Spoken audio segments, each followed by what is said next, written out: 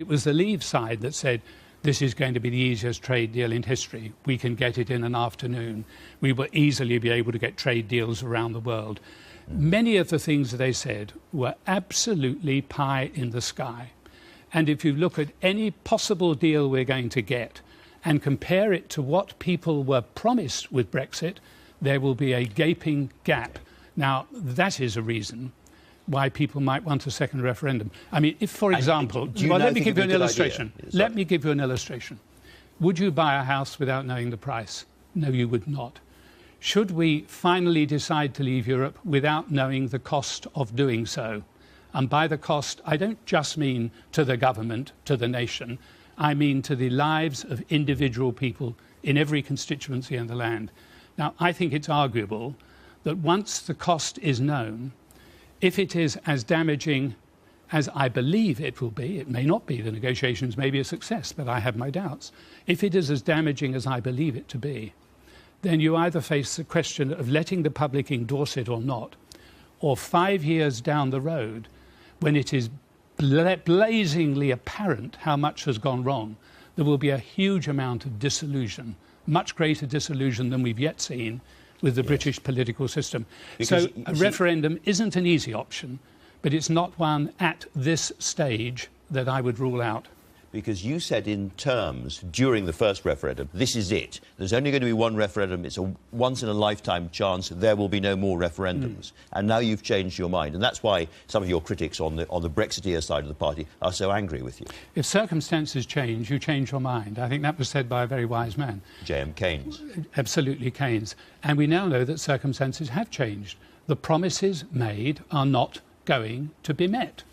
And if the promises made are not going to be met, there is a justification for changing your mind on letting the public decide whether the Brexit they're offered after the negotiations is going to be remotely like the Brexit that was promised by the Leave campaign during the referendum. I do not believe it will be remotely like the promises that were made. Jacob Rees Mogg, who of course is on the Brexit side of the argument. John Major not pulling his punches there. He talks about ultra-Brexit opinion boxing the government in with its red lines and narrowing the options for the country when it comes to negotiations. What do you say to that? He also makes this extraordinary claim that the country is being led against its will in his speech. I can find the exact quotation if you want. He's saying that the deep divisions in our nation are more likely to be healed by a Brexit freely approved by Parliament than a Brexit forced through Parliament at the behest of a minority of convinced opponents of Europe. So he calls 17.4 million people a minority of convinced opponents. 17.4 million is a very important number.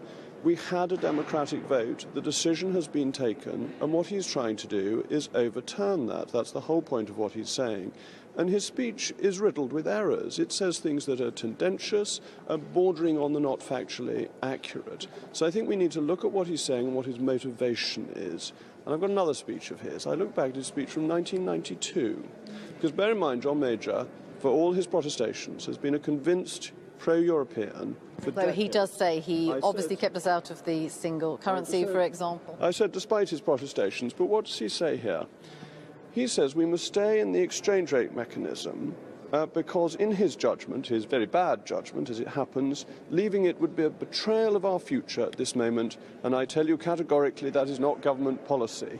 Within about 10 days we'd left. He also said that he had already achieved far-reaching reform of the Common Agricultural Policy in 1992. So you have to look at the context of John Major's speeches, the fact that he gets it wrong, he's got it wrong in the past, and he's got it wrong again. His broad argument today was particularly about the business world, saying that many of them are saying we have to stay in the customs union or a single market, and the Conservative Party, of all parties, he says, should understand business, and when it comes to our economy, that is the way to keep it strong. That's why I'm going back to this 1992 speech, because that was his argument in 1992. He was saying this is what's in the interests of business. John Major doesn't know what's in the interest of business. He got it wrong then. He followed a policy that destroyed business in the country, ruined families with very high interest rates. He's once again pretending he knows what business wants, and he knows what will make us poorer again. That's what he has been saying. He also says that what he calls ultra-Brexiteers have been wrong in nearly all that they've said during the referendum campaign. He talks, of course, about the £350 million a week promised to the NHS.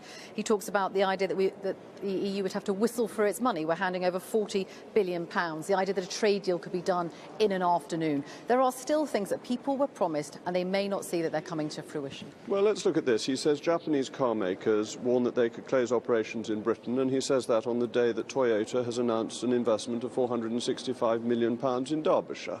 So for every tendentious statement made by the Leave campaign, worse statements were made by the Remain campaign.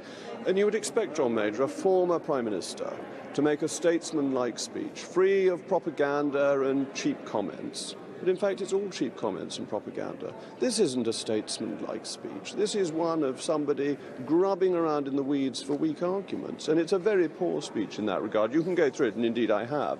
And if we had time, I'd happily construe it paragraph by paragraph to show quite how weak and tendentious it is. What about the idea that in the end, the type of Brexit we have, and you know that this is incredibly contentious, people don't agree about what kind of Brexit we're going for, the Conservative Party isn't agreed on this, the country isn't either. The idea that Parliament, this place that you fought for the sovereignty of it, that's why you wanted to leave partly the European Union, why not say a free vote for MPs? Did John Major give a free vote on Maastricht?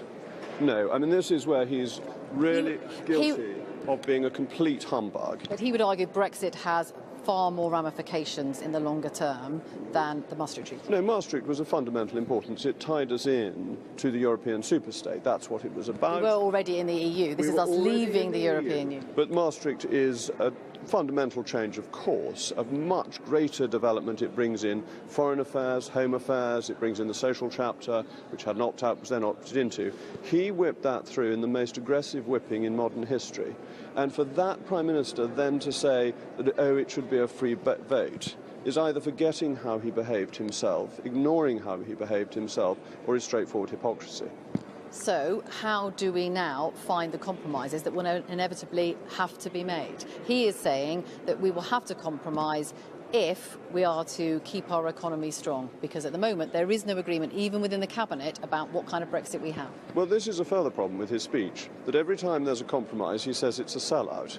So we've agreed to give some money to the European Union, and he says that's a sellout by the Brexiteers. So when it's a compromise he wants, it's a compromise. When it's something the Brexiteers have agreed to give in the interests of getting a good relation with the EU, it's some dishonesty on their part. And I think this shows the fundamental flaw in the approach to his speech. And I heard that last bit that was being broadcast before we came on. He also hasn't got his facts right.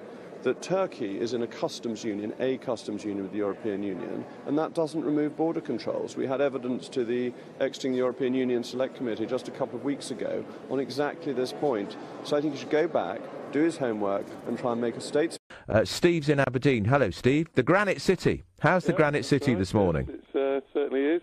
I certainly don't think Nigel Farage should get a knighthood. I think he's the leader, or was the leader, of a party that is almost fascist. It might not be actually fascist now, but I think if it gets more and more power, it will turn into a fascist party. And the only reason we did actually end up voting for Brexit is that a load of losers from the north of England voted for him, because they can't keep up with, the economic pace. I've got to say, Steve, of losers. It's losers who voted for Farage because they're not able to keep up with modern economy. Well, hang on, Steve, you're the loser because 17.6 million voted to leave the European Union, fewer voted to stay, so you're the loser.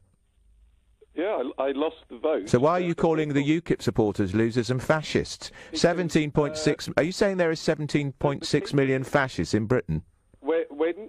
I'm not saying they're all fascists. I'm saying they are not able to keep up with the modern economy. Right. They don't get training. They want handouts. You look at who voted to get out of the UK, and it was basically people from the north, and that's where... Right. Well, I voted to leave, and I've never lived in the north of England. And I'm not looking for a handout either. And I'm not looking for a handout from anybody. I've worked all my life. I've never been unemployed. Yeah, Yeah, I'm not saying all 17. Oh, right, just a lot of them. Just a lot of them, Steve. All these ignoramuses who didn't vote the way you did. Steve, I've just got to say to you, I was always taught at school, don't be a bad loser, but thank you for your call.